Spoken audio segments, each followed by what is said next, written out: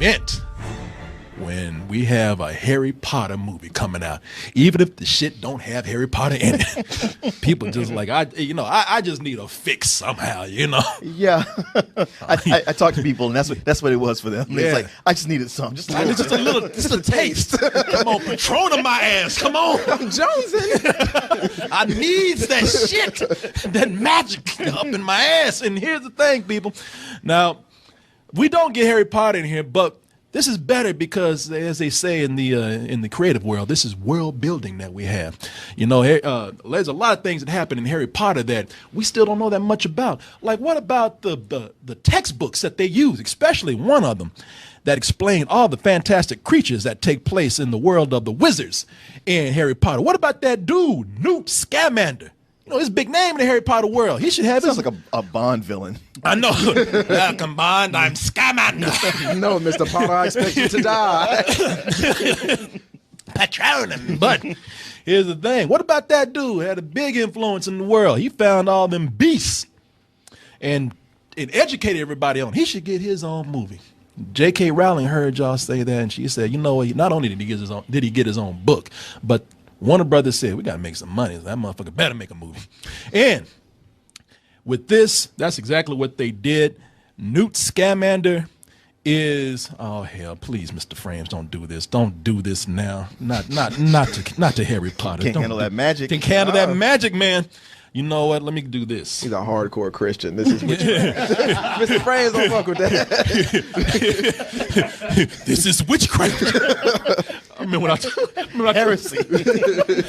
I asked Alan. I said, Alan. Oh my God. We had a dude who used to come by the show, Alan. I said, Alan, man, you like Harry Potter as much as everybody else? He's like, no, I don't fuck with that, man. Yeah, I don't do magic. Man, all that black magic. He's the blackest dude I see. Fuck with that black magic, man. But, all right, Mr. Frames, you good? You good, Mr. Frames? All right. Before you so rudely interrupted, Mr. Scamander over here. It is a story of Newt Scamander, who his time was in the 1920s, back in his heyday. And he is the guy that wrote the book, Fantastic Beasts and Where to Find Them. And he was the one that chronicled and recorded a lot of the information for the creatures that exist in the Harry Potter world. And in this story, well, he's come to New York to collect one particular creature. But while he's there, he got to latch up that suitcase full of those monsters in there. When they get out, they start wreaking havoc. And maybe it's a good thing that they do, because one of the benefits, a happy accident or a dreadful accident, if you will, of these creatures getting loose is that they lead to bigger secrets about a bigger event that could disrupt not only the world of wizards, but of human beings. And here's the thing. This is based on an actual book that J.K. Rowling put out. And now you read a lot of these Potter books. I read the Potter books. haven't read anything past that. Well, so you read the Potter books. They're about like 1,000 pages or something for every book. They get progressively bigger. Yeah, they just get bigger and bigger. And so J.K. Rowling said, damn, I got to take a break. She wrote 128 pages. Said, here, take this shit. I'm tired. Right. 128 pages for this. It's more like a guide, not really a novel. Yeah, because I think she wrote a detective story, and everybody went like, yeah, that's nice and all, but can we get back to the magic wizard? And she went like, fine, fuck, here, take it. Yeah, she wrote a detective story, and people said, does he do magic? No, he's fuck it. Take that shit somewhere else. Call me when he does magic. So with this, it's a 128-page guide, but it was turned into a screenplay. And being that you have 128 pages, it means that when they try to turn this into a 2-hour script, it's going to stretch things out just a little bit. And when they do that, some people are afraid that they are going to have some weak points in this. This is not the years of care that it took for her to craft her Harry Potter stories. And then some hardcore fans are saying, I don't give a shit, just give me more. And I don't think that the hardcore fans are going to actually worry about it, but it is, to me, it is, you do have a feeling of J.K. Rowling's, her expert storytelling, her genius storytelling, some people would say, kind of fighting a script where you can feel the studios come in and saying, between her parts, studio comes in and says, okay, well, right here, we need another explosion. Right here, we need to sell some toys. We need a chase. We need a chase. We have this huge effects budget, and if you don't use it all, it's going to Yeah, go away. we got this budget. That creature's cute. We need to make some plushies behind that. You can, I can't speak for everybody in this room, but I felt it. And when you get to that point where you do feel the blockbuster feel coming in, the commercialism coming in, it does feel like a big art house version of Pokemon. I was gonna say a magical Jumanji, but we'll go with that too. That's one of the most brilliant things you've ever said. Thank you, sir. That coffee kicking in. I should drink more often.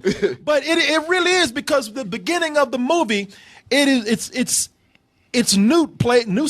Scamander, played by Eddie Redmayne, where all these creatures are escaping, and he's just going through the cities trying to collect them. And most of the time, it's usually played up for laughs. That crazy Niffler thing's on the loose again? Might be.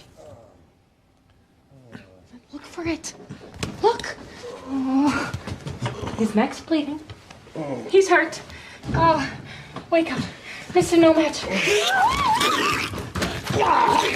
Mercy, get your goddamn hands off me. What is that? Nothing to worry about. See, if you had some Pokeballs, I his know. job would have been so much easier. Just could have threw some shit at him, when not even grab him.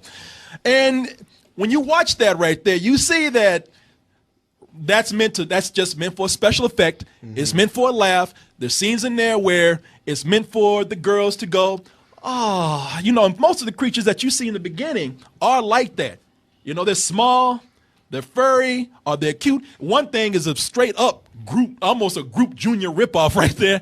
that talking piece of grass that they got. Yeah, Groot Jr., yeah. Yeah, it's like Groot, before Groot was even put in that pot. It's just a Groot blade of grass right It's there. hard for me to believe that nobody looked at this and went, hey, guys, this looks a whole lot like this other thing that's already super popular. Oh, but they see, again, this is where the studio came in. J.K. Rowling didn't want to do that. Somebody said, what's making money? Groot's making money.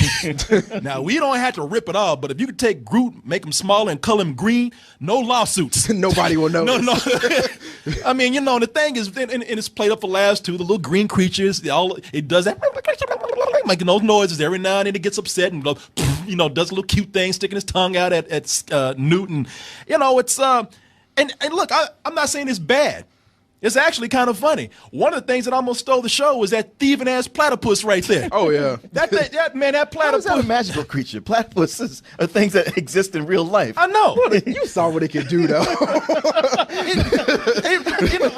It's a normal thing that just has a slight magic bent to it. It was a Where the others are Pokemon. Yeah, the others are they took time to make creatures with this. They just ran out of time and said, man, make a fucking platypus. I don't even think that's a CG effect. I think they actually found a platypus that was a kleptomaniac. Because that motherfucker, he's like a crackhead. He's snatching purses and people's watches. Anything shiny. Like if they like whenever they have riots, I want to loot with him. You know what I mean? And he stole the show. There were times he was stealing shit and then thinking about looking, he goes steal. And I was like, you know what? That's funny. Now, other times, it was just, they would stop the movie just because the creatures were a special effect, or they want to do the bigger ones, or they want to do some sort of action scene, a stage piece with it. So, it's, again, you get the studio feel from there. Now, where it comes, things start to pick up when it eventually does start to get dark. J.K. Rowling only put up with that cute shit for so long. She takes this world very seriously. And so once we got all this little Pokemon stuff and plushy stuff out the way, she says, all right, allow me to do my thing. And then she comes in and she starts getting deep with it, because this is where we start to get into the part of the movie where they are going to start actually going into the other films. This is set to be a 5 features, and with that, of course, they got to have enough story to do that. And with this being a prequel, it's setting up some things in the Potter universe that we see in the actual Harry Potter movies, especially when we have the introduction of Colin Farrell. Colin Farrell, he plays Inspector Percival Graves. Sure. It's funny how these you know who's an asshole in the Potter world by that name. Graves. Really? And when he comes in, you know that's when the story is starting to get dark as he starts to talk about, especially when he's talking to Newt, and he's telling Newt like Newt is saying, "Man, I'm just here to get my animals." He's like, "No, bitch, you here to start a war, and we ain't having that. We ain't having none of that here." You're an interesting man, Mr. Scamander. Thrown out of Hogwarts for endangering human life. That was an accident. With a beast. Yet one of your teachers argued strongly against your expulsion. Now, what makes Albus Dumbledore so fond of you? I really couldn't say. So setting a pack of dangerous creatures loose here was just another accident. Is that right? Why would I do it deliberately? To expose wizard kind. To provoke war between the magical and non-magical worlds. Mass slaughter for the greater good, you mean? Yes. Quite. I'm not one of Grindelwald's fanatics, Mr. Graves.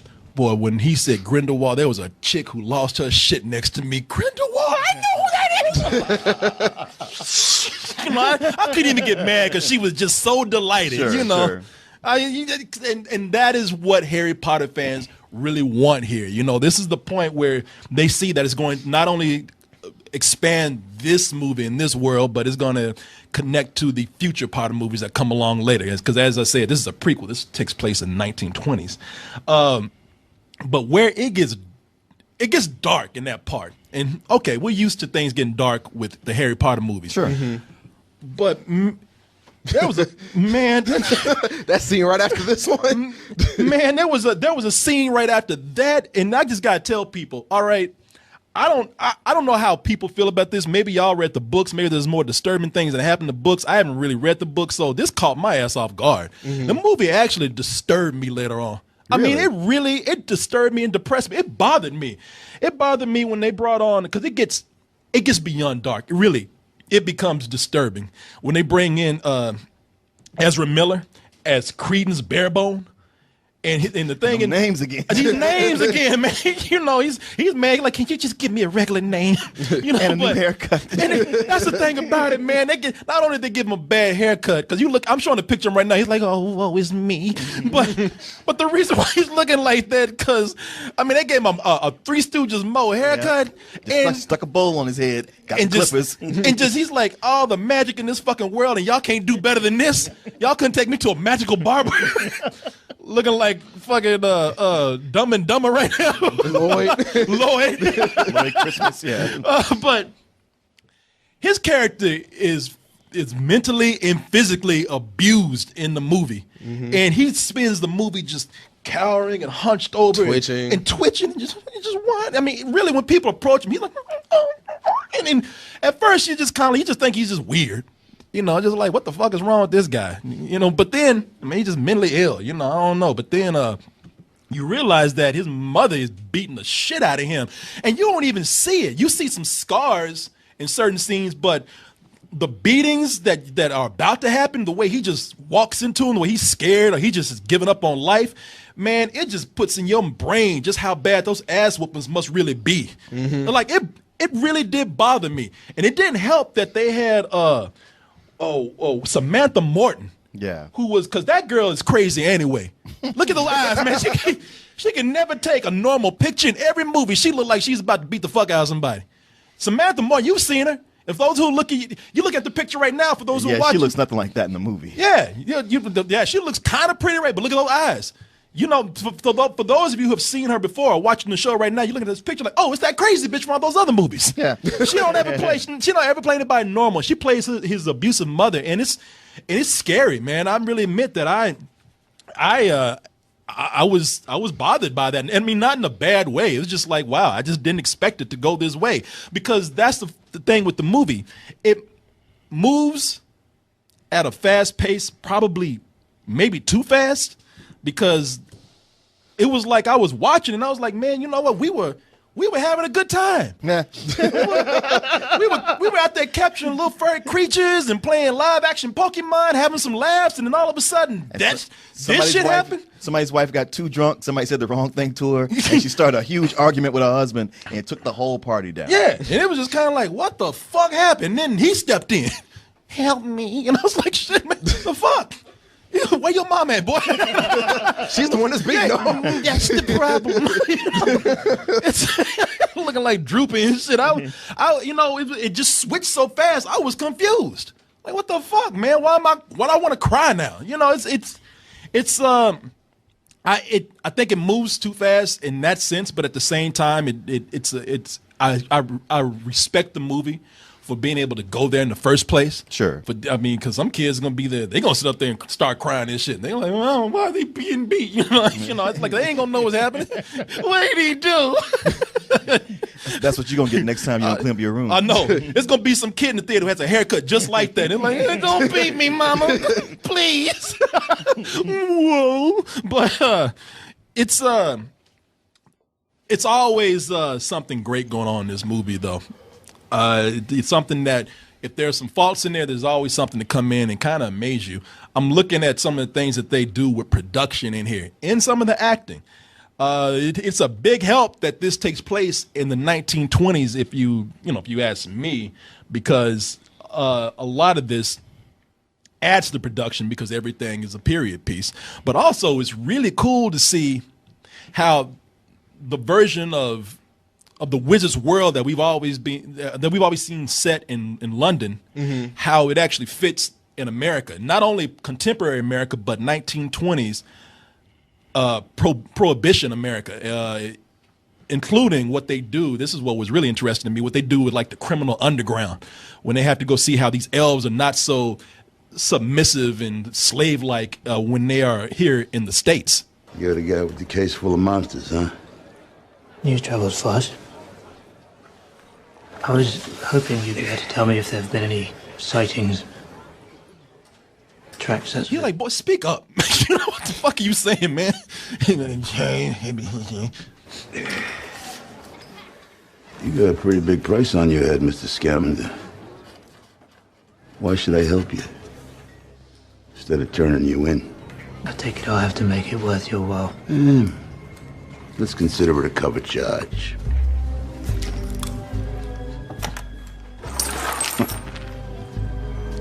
McCoos is offering more than that. Wait a minute. That's a boat? He like, is that Groot? Is that a big Groot? I love Guardians. I'm trying to get those for months. Boat truckle, right? No, Oh, come on. They pick locks, am I right? you're not having it. Well, good luck getting back alive, Mr. Scamander. What with the whole of Makuza on your back? And you recognize that voice right there. It's Ron Perlman, isn't it? Ron Perlman. That's Ron Perlman. I don't know how you didn't recognize him. Anybody should think about it because it almost looks like Ron Perlman right there. I actually thought that's a CG character. For those who are listening, this mob leader Elf, I actually thought they just put like a fake nose and some ears on Ron Perlman and just let him go at it. I didn't think that was CG. It is his face. One of the things that has been a staple of at least for me, in my praise of the Harry Potter universe, is that they have always been able to make the CG characters act well. The motion capture, or even if they're just fully CG, it's always been something that I've been impressed with, and they do that here with a lot of these CG creatures and characters. But the human cast is good too. Now I know that we all make fun of Eddie Redmayne. I know you guys are not the biggest fans of Eddie Redmayne. And here, I have to say that, if you're not, it's probably not going to change your mind, because y'all know Eddie Redmayne, we've learned that his acting method is to talk like he has a hernia. He also, at least, it's making me look back at all his other movies, but in this one especially, he acts like somebody with Asperger's. Like he's unkempt with his hair. He's overly shy. He hardly ever makes eye contact. Well, see, that was something I liked in this movie because I figured he would be somebody like he kind of embodied that character, kind of like Grizzly Man. Like you see when he gets around people, he gets really awkward, but when he's around beasts, he just lets everything flow and he's open. So I really dug that the way he played the character. Yeah, you know what? I'm in total agreement on that. I mean, I think he has his own method. Like I said, everything he says is like he has. Well, I just found myself whenever he talked, I was straining with my ears to hear what he was saying. Yeah, I was, and if you listen to this today, like I can't. Maybe blame it on the sound design. Maybe I don't know. Oh yeah, I think the sound was turned down in the theater we were in. But no, because today, and I'm not even lying. I went over this one scene over and over again. Like, can anybody tell me what he's saying right here? You're the guy with the case full of monsters, huh? News travels fast. What? Wait, did he say you tell us first? News travels fast. Oh, gee. How could you? Are y'all serious? Y'all couldn't hear that? Yeah, I couldn't hear it. Well, these old ears are I what they used to be. see. Like even Sam heard it over there. He heard it across It the was like room. news travels fast. I'm sorry, I couldn't hear you. Well, you know Sam and his flawless British accent. Oh yeah. Yeah, I agree with you 100% though. Like, that that fit the character this time. He was more comfortable around creatures and animals than he was human beings, and I think that worked. I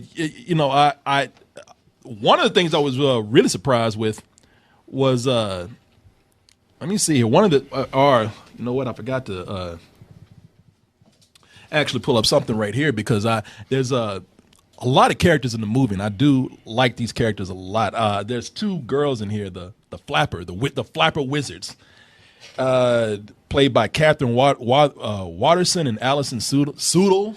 She's the redhead in the movie, and then they have this brunette, and they're sisters. And again, I like that this period piece has captured a different kind of wizard. Like I said, they're mostly flappers, and and there's another character they bring in that I like a lot of, another actor that I'm not too particular, but I thought he did pretty well in this. You prefer strudel, huh, honey? Strudel it is.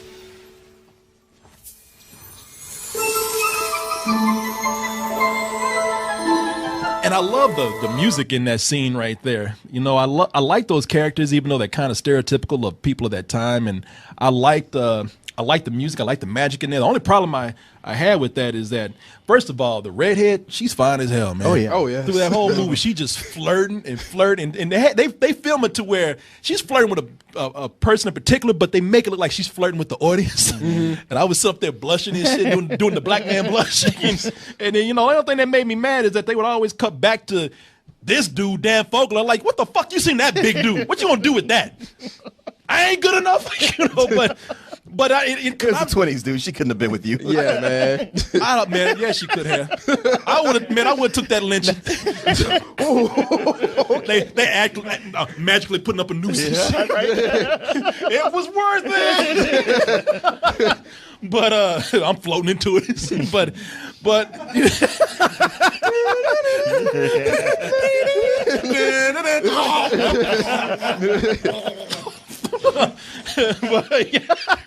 Somebody do a fart sound. You magically shit on yourself. But that's the one, just because I think I'm better looking than this guy. How come she ain't hitting on me? But the other, Jealous of actors. I was getting jealous of a fictional character, man. But also because Martin can back me up here. That's Dan Fogler, man. And Dan Fogler's career, where he started out as being the new fat funny guy. The poor man's Jack Black. The poor man's Jack Black. If you didn't have no money for Jack Black, you called Dan Fogler, man. He'd be right there. $5, you'll get him on a day.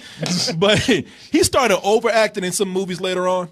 And, he became sort of obnoxious, and his career kind of just disappeared for a while. And I think he's actually one of the highlights of the movie, one of the better performances. I want to be a wizard. He's he's very quiet. And he's, in that low-key performance, it's very emotional. It's almost sad in a way. And it's just good to see him pull back and play a character like this that is one of the most emotional characters in the film. He was a highlight for me. I don't know if he turned you around, Martin. Martin like, nope. His reaction. He's like, interesting. Martin looking like, dumbass. I see you pull some magic on your ass. Pull that shine on your ass. But I liked him in the film. I will say this, though, before I pass it on to you guys. Did you notice how many things that were in the trailer were not in the movie? No. I mean, speaking of that right there, maybe I didn't see it. Was that in the movie where he says, I want to be a wizard? Was that in the film? I don't remember that. I can't remember. Yeah. I don't remember that. And one of the things that I was talking about with the trailer, I said, man, I love the version of the Harry Potter score that they've done for this. Dun,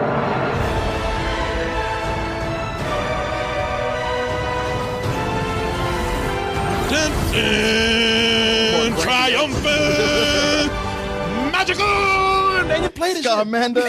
Charmander. Wait, that is a Pokemon though, right? What? Charmander. Close. Well, he's a wizard now too. Charmander. Be funny if somebody caught him with a Pokeball. No, wait. Got your ass. I have creatures to be. But I don't remember hearing that version, even though the score I think is brilliant. I didn't remember hearing that version in the film, and maybe it played, because there's a lot of stuff going on. And maybe I'm not paying attention, but one of the things I know for sure, because I had to think about it, because I went back and checked. Y'all can't be pulling this kind of shit on here, this kind of okey doke surprise kind of thing. I remember watching the trailer, and I said, "Damn, that little black elf right there, she kind of fine, she kind of cute." And then in the movie, when she walked out, I was like, God damn! Yeah. Because I remember watching the trailer, I was like, okay, she could kind of get it. Then in the movie, you're like, ooh, no. Ooh, yeah, man. Was I drunk when I saw the trailer? Because in the movie, when she walks out, she not only is she bald, but she got a long, big ass back of the head, like them aliens, Yeah, they had like a tiara or something on it. It was weird. It was weird, and it looked like a dick almost. And in the a singing dick, and I didn't do it for you. Well, when she turned around, I saw it was a woman. I was like, ugh. Are those pot leaves? Smoke? They were all into the reefer. And the reefer the reefer madness. Holy shit. But man, in the movie, even they knew it was too disturbing to show people, because if y'all go watch the trailer, in the trailer, they put CG hair on her. Yeah. And in the movie, she comes out, and that shit, and funny, the back of her head is kind of dipped too. Mm-hmm. It looks like that dude from what's his name from Futurama. Good news, everybody. Professor Zoid? No, Farnsworth. Yeah, she's got a Farnsworth head, man. Like the back of his head. If they want to kind of make you feel uncomfortable or uneasy, they succeeded. Don't let this fool you right here, because right now you look like, yeah, I'd hit that, and then like when she take that wig off, you're like, no, I'm good. Yeah, girl, oh shit. But you said, yeah, babe, I gotta go to work. I didn't even know. Oh, I'll call you tomorrow. what work you got to do at 2 a.m? Magic, baby. Watch me disappear. I can't be pulling that kind of shit on people, man. But bother me, man. Y'all can't give me no fake bonus. What's that? Yeah, I know. How dare you, sir? I was hard when she walked out too. She turned around like, shit dipped like the back of her head. But finally, this is the biggest thing I would take points off for this, is that I was forgiving this movie for a lot of its problems and a lot of things that I saw in there. I was like, oh, it's okay. But the ending, the climax of it, is... It's when I sit next to Corey Goodwin, because he exclaimed, wait, what? So you know what I'm saying. Oh, yeah. My biggest problem is that not only did they rush the whole thing, but like you said, Martin, it's like, hey, look, we got about $500,000 left. You better spend it on some shit. I don't give a fuck if it's just a dust cloud going across the city. Oh, a dust cloud? Oh, well, we got that. Oh, okay. Well, then sure. And that's exactly what they did. It's like the fucking Tasmanian devil going around the city. And what's the problem with that is that not only is it just, that's your biggest effect, a big-ass Tasmanian devil tornado dust cloud going around tearing up buildings, but you're doing that same shit that they do that we criticize superhero movies for. If you got nothing else to do, just tear up the fucking city. That's all. And I could kind of excuse it if they actually, made it look like, okay, we're avoiding casualties, but y'all kill some people. You pull Superman, I'm sorry. He's like, see, I ain't the only one.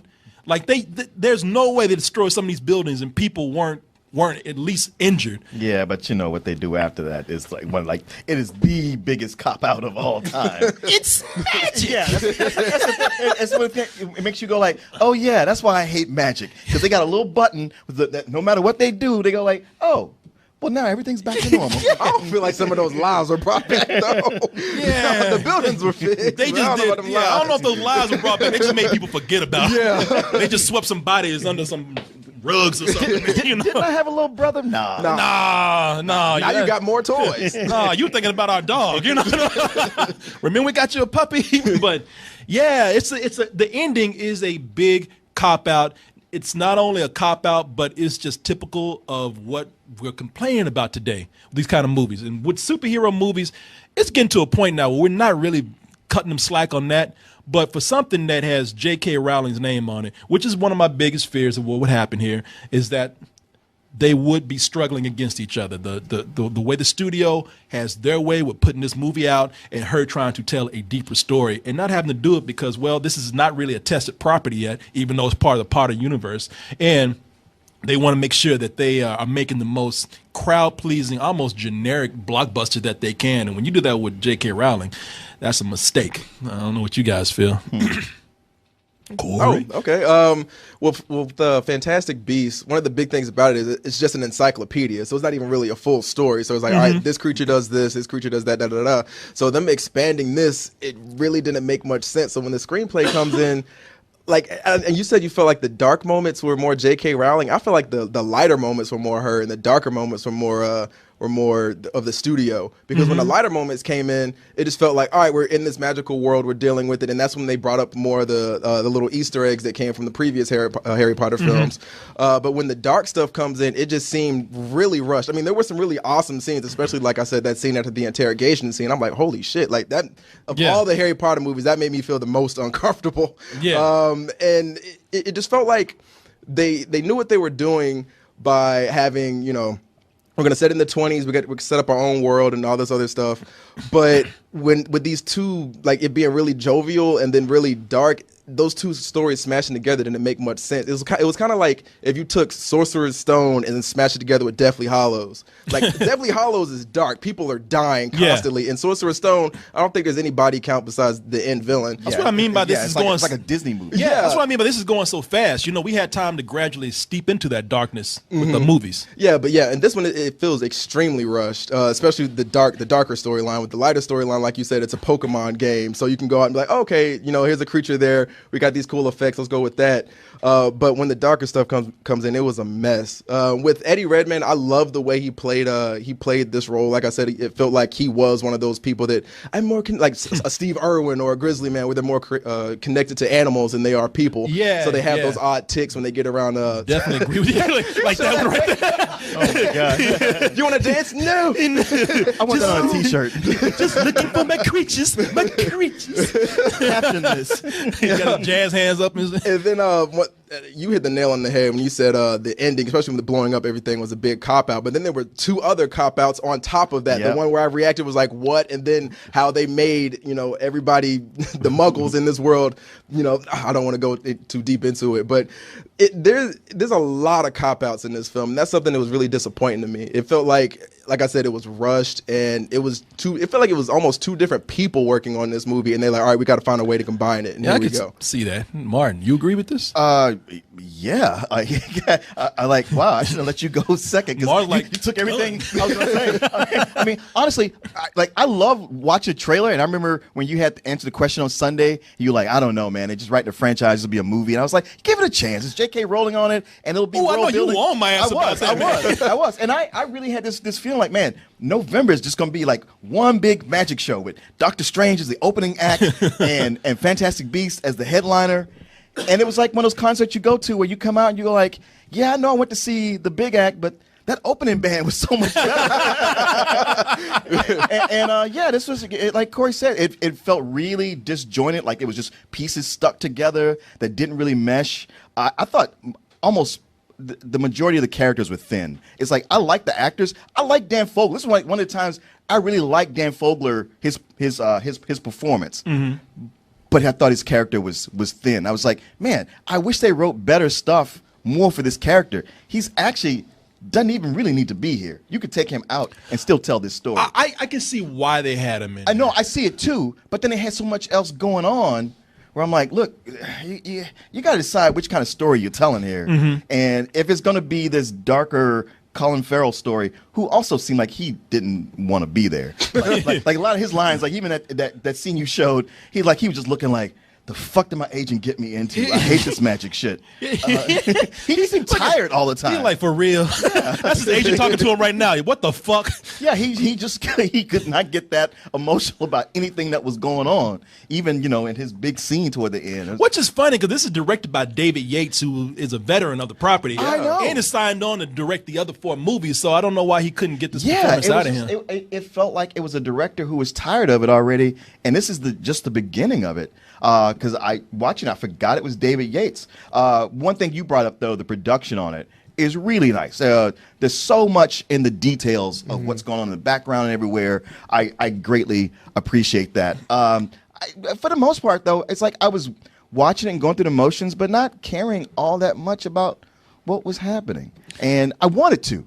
I kept trying to like find an entry point to come into it. And it's kind of like somebody pointed this out to me, which I was like, wow, I see this movie the way people who don't like The Force Awakens see that movie, where it's like, when did you stop liking The Force Awakens? I like The Force Awakens. I was the guy that loved Star Wars and gave that a matinee while everybody was loving it. And I'm just like, what's it? But it is like, okay, it's hey, if you're a hardcore fan, it's giving you just the bits you need to get by to the next thing. But somebody who's a fan but not a hardcore fan, it's kind of like, man, I was really hoping for more meat on this sandwich, and it's a lot of bread. Yeah.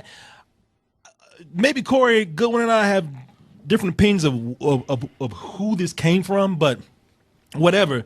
Whoever was responsible for the blockbuster elements in the darker or at least the more fantasy storytelling, and that's another thing right there. I'm looking at John Voight, and they're trying to introduce these new characters, and they've seen like they're really just being hammered in, man. Yeah, like really stuffed in there and then forgotten about. Yeah, John. Like, was it supposed to come to something? And it feels like some points of the movie, like they brought up a character and then they're like, oh yeah, we did bring this person up. Yeah, they just brought them back. Yeah, like what? Yeah, John Voight plays a newspaper CEO mogul in this, and they're trying to introduce him as being a pivotal point for him and his kids, as being a pivotal point for this oncoming war between wizards and humans. It's like, I hope, man, don't nobody really give a fuck right now.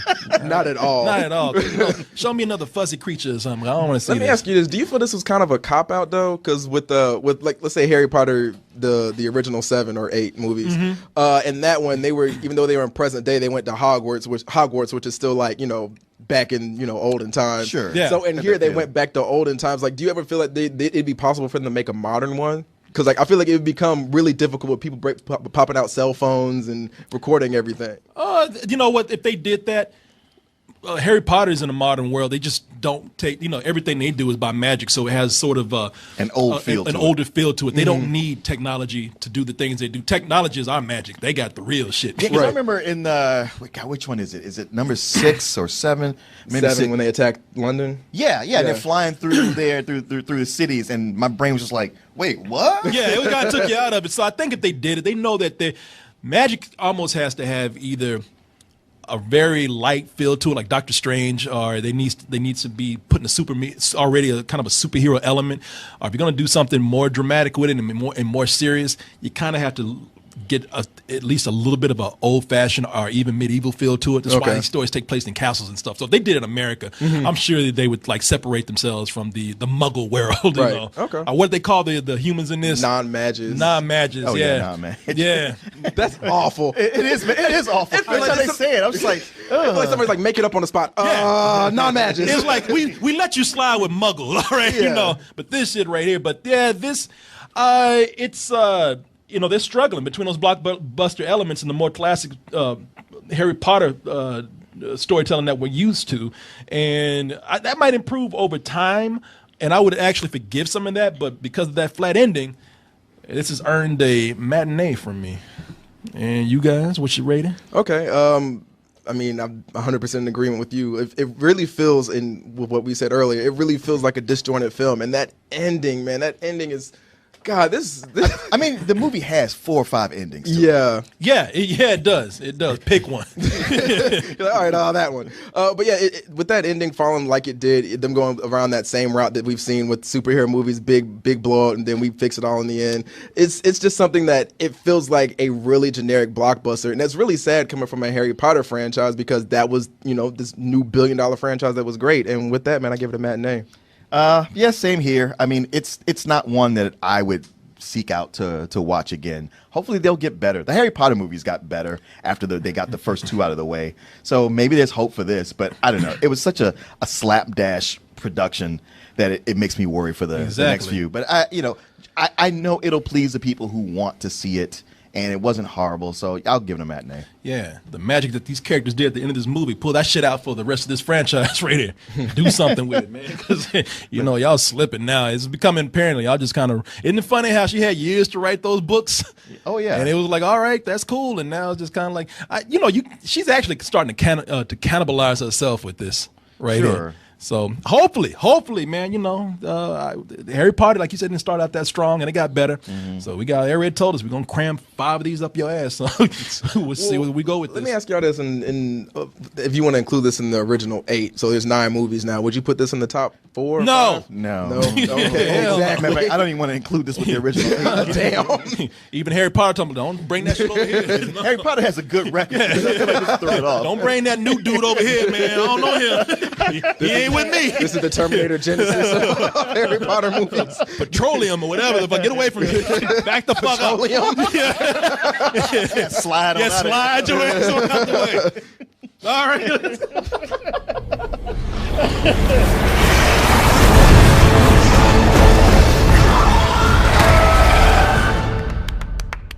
I want to be a wizard.